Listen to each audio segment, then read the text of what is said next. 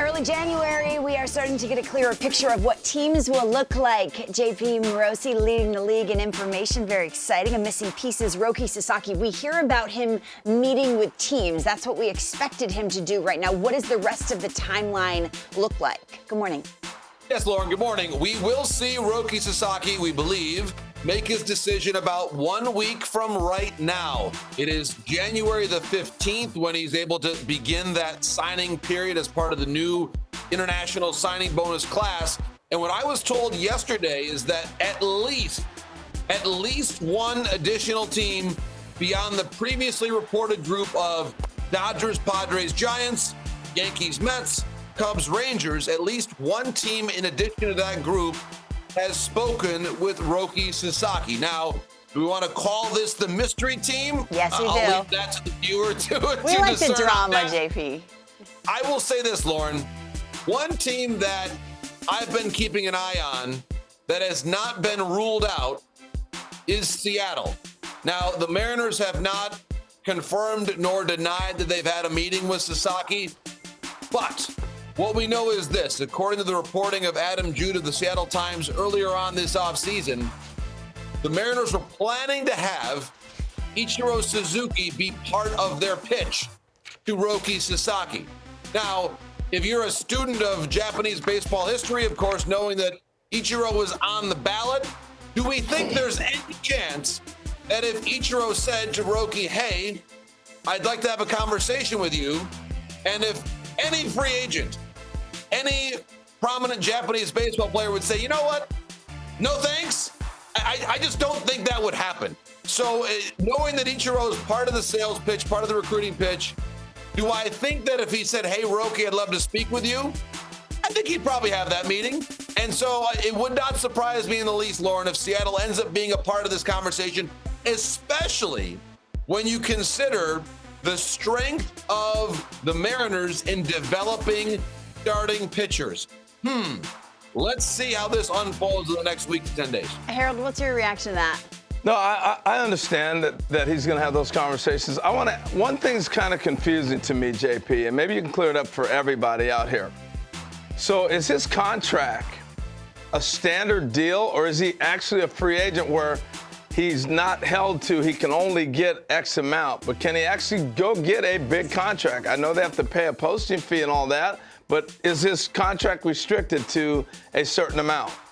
Yes, the contract is restricted, Harold, because he falls within the purview of the international amateurs. So his contract will look very similar in scope to Shohei's original deal with the Angels when he first came over. So the signing bonus will likely read somewhere in the range of $4 million, maybe a little more, maybe a little less, but it's got to fit within a team's international signing bonus pool because he is not yet 25 years of age. This will look like one of the greatest bargains in baseball that we have seen.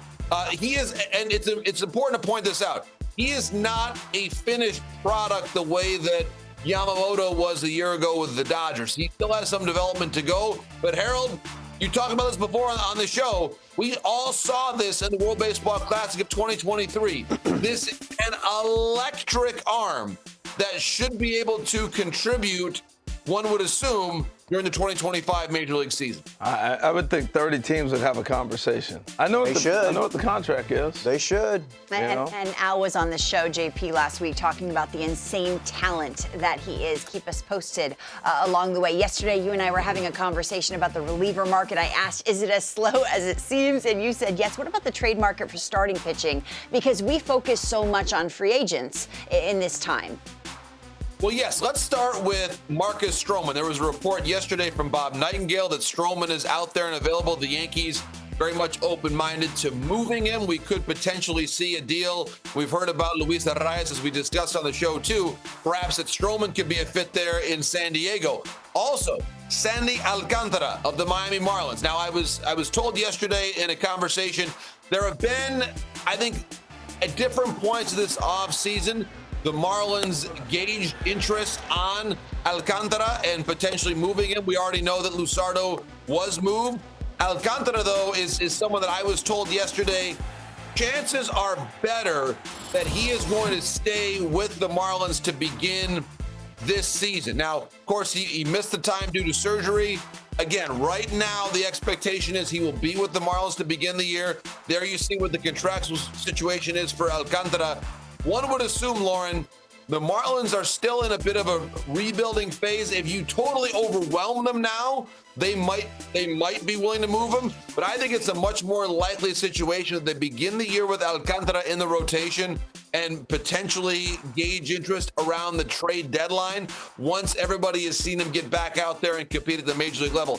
Stroman, I do think, is much more available right now, along with Luis Castillo of the Mariners, especially, Lauren, as you think about this.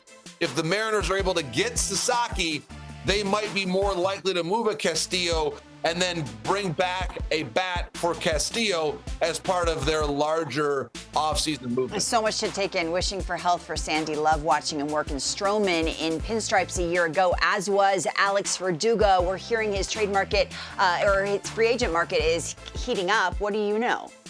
Yes, so Robert Murray reported yesterday that the Pirates are very interested in Alex Verdugo. I was told last night there is no deal close, but Verdugo is one of the many options the Pirates are looking at. Our colleague Mark Feinstein has also reported about interest in Randall Grichuk. So it does seem likely, Lauren, that the Pirates will add an outfielder, likely in free agency at some point between now and the start of spring training. Here you see the list.